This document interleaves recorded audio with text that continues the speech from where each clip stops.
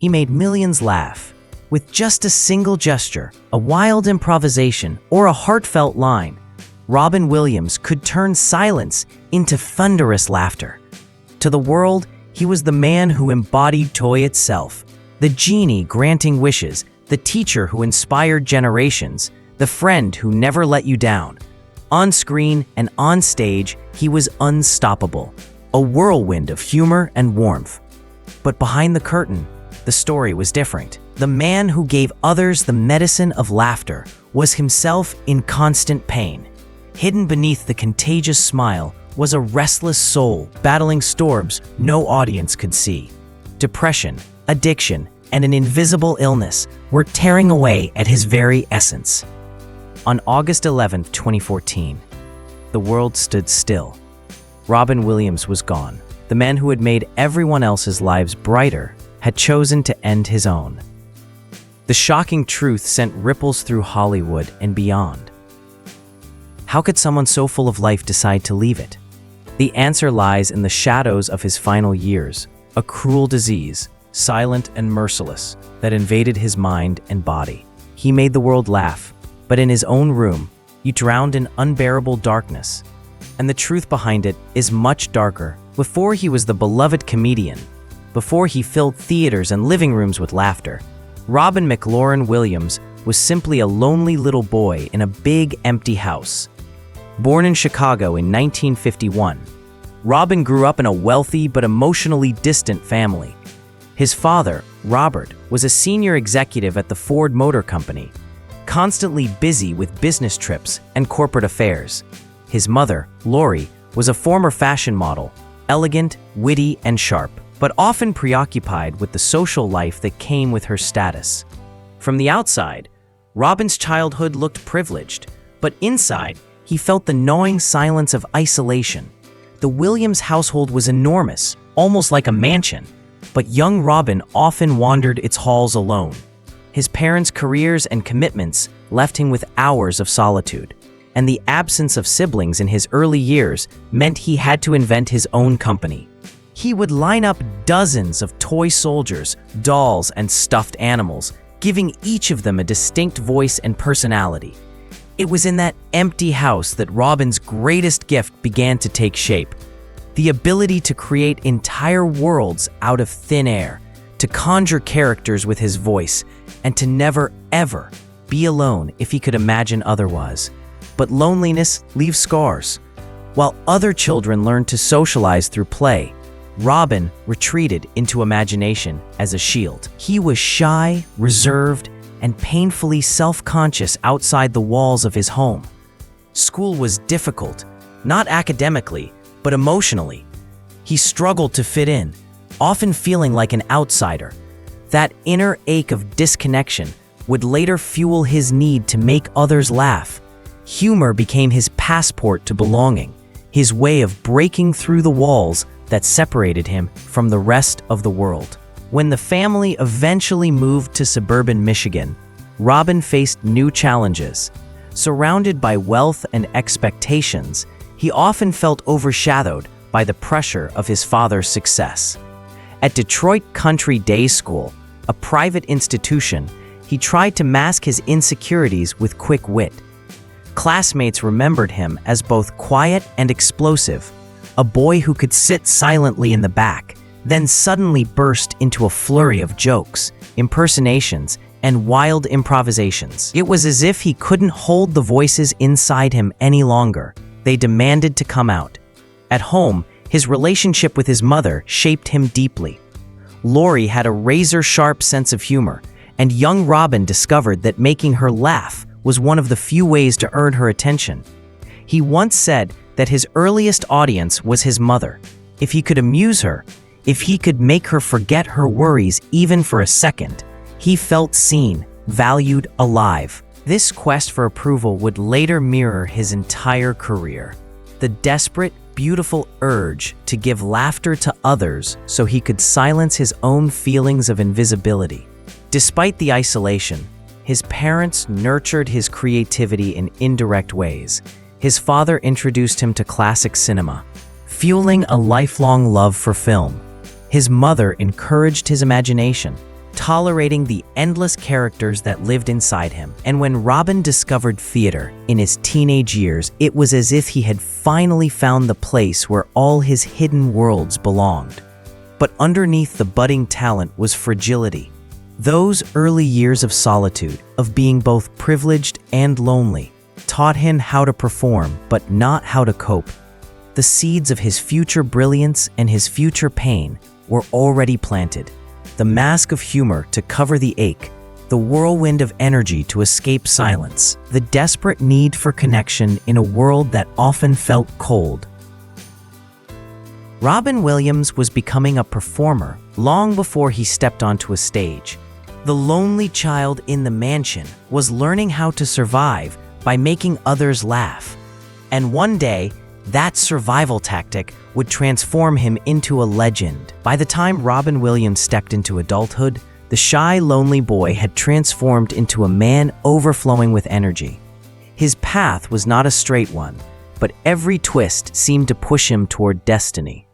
After briefly studying political science, Robin abandoned the conventional path and enrolled in the prestigious Juilliard School in New York City. It was there that he crossed paths with another rising actor, Christopher Reeve. The two became fast friends, bound by shared ambition and contrasting temperaments. Reeve was measured and disciplined, while Robin was a firestorm of improvisation, unable to resist turning a simple exercise into a comedic sketch. Their friendship would endure for decades, a rare anchor in the whirlwind of fame that awaited them. At Juilliard, Robin's talent could not be contained. His instructors marveled at his ability to switch voices, characters, and emotions in a heartbeat. While most actors struggled to inhabit a single role, Robin seemed to carry a whole cast within himself. It was like watching a force of nature, one teacher recalled. Yet even here, amid admiration, there was a quiet warning. His energy, though dazzling, bordered on manic. He was brilliant, but there was an edge of desperation in the way he performed, as if silence itself terrified him. The real breakthrough came in 1978 when Robin landed the role of the quirky alien Mork in the sitcom Mork and Mindy. Originally meant as a one-off guest spot on Happy Days, Robin's performance was so explosive that producers built an entire spin-off around him. Overnight, he became a household name. Viewers were mesmerized by his unpredictability, one moment childlike, the next profound, always just on the edge of chaos. The world had never seen anything like him. Hollywood opened its doors wide. Stand-up stages overflowed with fans desperate to witness the electric storm he carried. He could perform for hours, leaping from Shakespearean soliloquies to raunchy jokes, from political satire to cartoon voices, all without pause. He didn't just tell jokes, he became comedy. Critics compared him to Jonathan Winters, his comedic idol, but even that felt insufficient. Robin was something else entirely, a phenomenon. But fame is a double-edged sword. As quickly as success lifted him, it also magnified the shadows. The endless touring, the late nights, the demand to always be on. It drained him. To keep the pace, he turned to stimulants. Cocaine became a companion, a way to fuel the fire when exhaustion set in. In interviews years later, Robin admitted that the drug was less about pleasure and more about escape. Cocaine, he said, is God's way of saying you're making too much money. At the height of his early fame, tragedy struck, the overdose death of his close friend, John Belushi, in 1982. Robin had been with him just hours before. The loss rattled him to the core and became the wake-up call that forced him to confront his own addiction. Though he eventually quit cocaine, the battle with dependency and the shadows of depression would never fully disappear. Still, his career soared. The 1980s and 1990s brought roles that revealed his extraordinary range. He could play manic comedy in Good Morning Vietnam, raw tenderness in Dead Poets Society, unfiltered chaos in Aladdin, and heartbreaking sincerity in Good Will Hunting. That last performance won him the Academy Award for Best Supporting Actor in 1998, a crowning achievement for a man who had once been the lonely boy in a mansion. To the public, Robin seemed unstoppable. He was the funny man, the unstoppable improviser who could turn even an interview into a comedy special. But privately, the cracks widened. Friends recalled how, after the laughter faded, Robin often grew quiet, almost withdrawn. There was a melancholy behind his eyes that even he couldn't fully hide. The paradox grew sharper. The more the world adored him, the more he seemed to wrestle with an invisible weight. Comedy had been his shield since childhood, but now it was also a cage. He couldn't stop performing, because silence meant facing the darkness inside. Fame amplified the mask. He had to be funny, always, or risk disappointing the millions who depended on him for joy. As the years went on, Robin Williams was no longer just a comedian. He was an icon. But icons are not invincible. Beneath the awards, the standing ovations, and the relentless energy, the same lonely boy still lived, still searching for a place where he could truly rest. By the early 2000s, Robin Williams was a legend. To the world, he was the master of laughter, the Oscar-winning actor who could turn any role into magic. But behind the curtain, the very gifts that made him extraordinary were becoming the sources of his greatest torment. The pressure to always be on weighed heavily. For decades, Robin had been the man who filled every silence with sound, every pause with a joke, every room with his inexhaustible energy. But those who knew him best understood the truth. His performances often came from a place of fear. Fear of rejection, fear of silence, fear of being left alone with his thoughts. He had once confessed that the scariest thing in life wasn't a hostile audience. It was being alone in a quiet room. As he grew older, the whirlwind energy that had once seemed limitless began to falter. His struggles with alcohol resurfaced. Though he had quit cocaine after John Belushi's death, alcohol became the silent companion that lured him back into self-destruction. In 2006, he checked into rehab for alcoholism, admitting that his old demons had returned. The man who had once been the life of the party was now caught in an exhausting cycle of relapse, recovery, and relapse again. The emotional toll was visible. Friends recalled how Robin could light up a room with boundless humor, only to fall into silence once the laughter faded. He battled depression, sometimes cloaking it with humor, other times unable to hide it at all. I think the saddest people always try their hardest to make others happy, one fan wrote after his death. And in Robin's case, it was hauntingly true. But the darkest storm came not from his mind, but from his body. In the years leading up to his death, Robin began experiencing a series of strange and terrifying symptoms. His hands trembled, his memory faltered.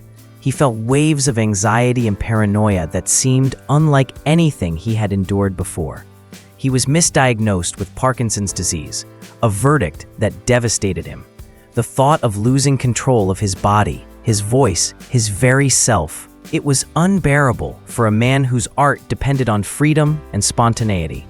Yet even that diagnosis was only part of the truth. After his death, doctors revealed the cruel reality. Robin had been suffering from Lewy body dementia, an aggressive and merciless neurological disorder that attacks both the brain and body. It is one of the most debilitating forms of dementia, causing hallucinations, memory loss, anxiety, insomnia, and uncontrollable shifts in mood. It strips away identity, piece by piece, leaving its victim trapped in confusion and fear. For Robin, it was a silent nightmare. The disease was already ravaging his brain, twisting his reality, and amplifying his depression. His wife, Susan Schneider, later described how he was losing his mind, tormented by symptoms no one could fully understand at the time. It wasn't just depression or addiction or stress. It was a biological storm consuming the man from within. The tragedy was compounded by the irony. While the world still saw him as the unstoppable comedian, Robin was struggling to hold himself together. He accepted roles, gave interviews, tried to keep up appearances, but the pain was becoming impossible to hide. Friends and colleagues noticed the difference. He seemed slower, more anxious, less confident. The improvisational genius, once like lightning, now flickered with hesitation. Inside, Robin must have felt trapped.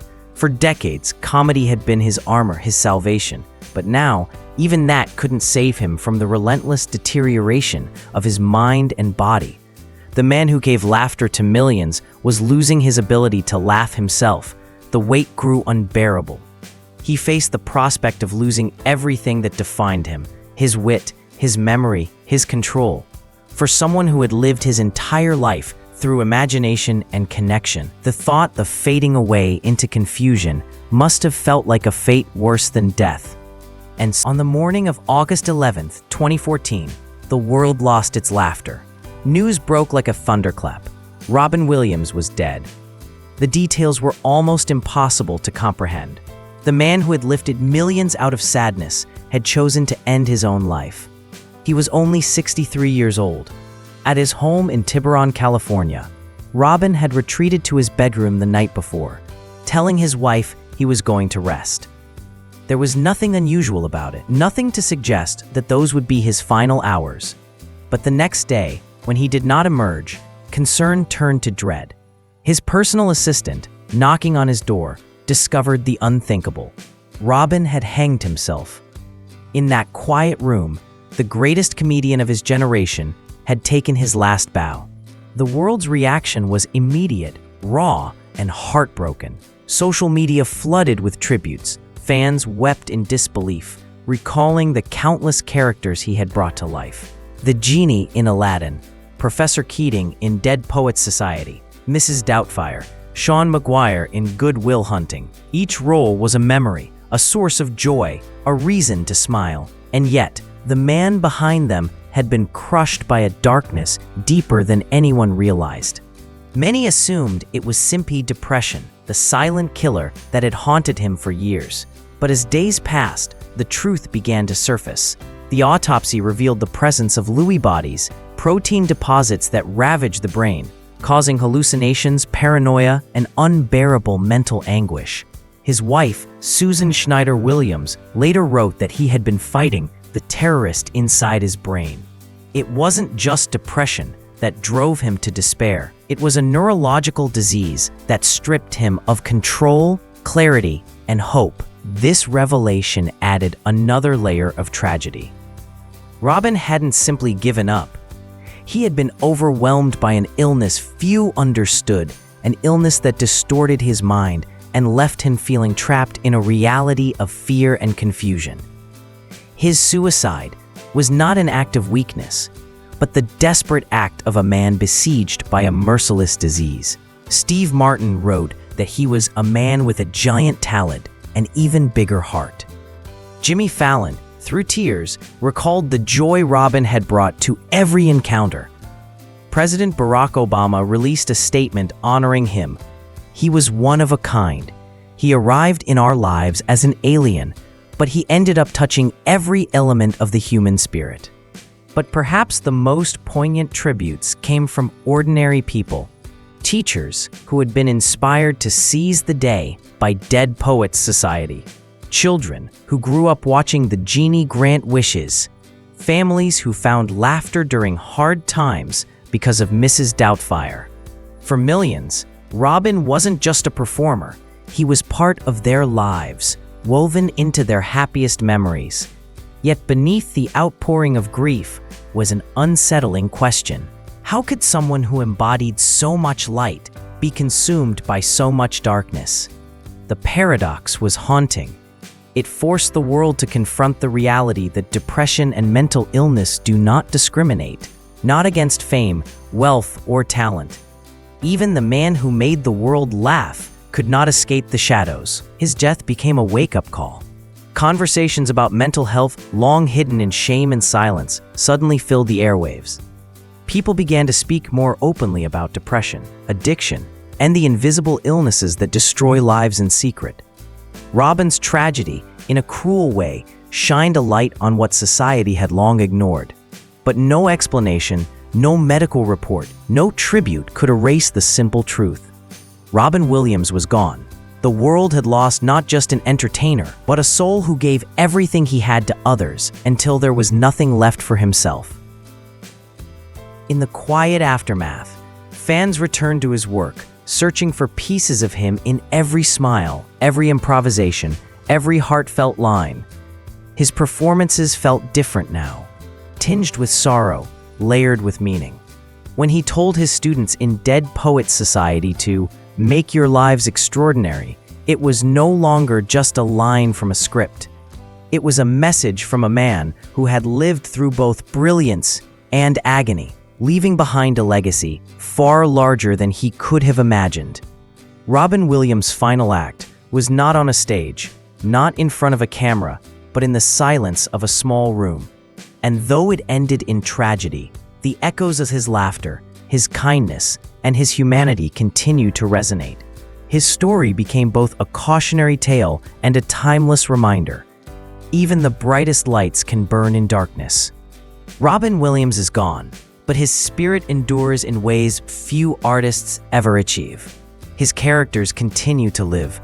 The genie's booming laughter, Mrs. Doubtfire's warmth, Professor Keating's quiet call to seize the day.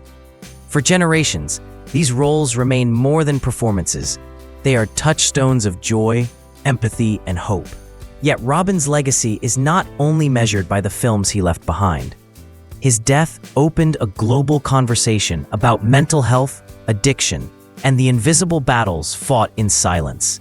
Millions who had hidden their pain found the courage to speak, inspired by the paradox of a man who gave joy to the world, yet carried unbearable sorrow within himself. His tragedy became a reminder that even those who seem happiest may be fighting the hardest battles. For his family, friends, and fans, the pain of his absence lingers. But so does the lesson of his life, that kindness, laughter, and love matter deeply, even when they come from a place of brokenness. Robin showed us that comedy is not just entertainment. It is a form of healing, a bridge between souls, a way to remind one another that we are not alone. We adored him as a performer. But beyond the masks, the voices, and the roles, Robin Williams was simply a man. Fragile, brilliant, human, and in that humanity, he left behind a legacy more extraordinary than laughter itself.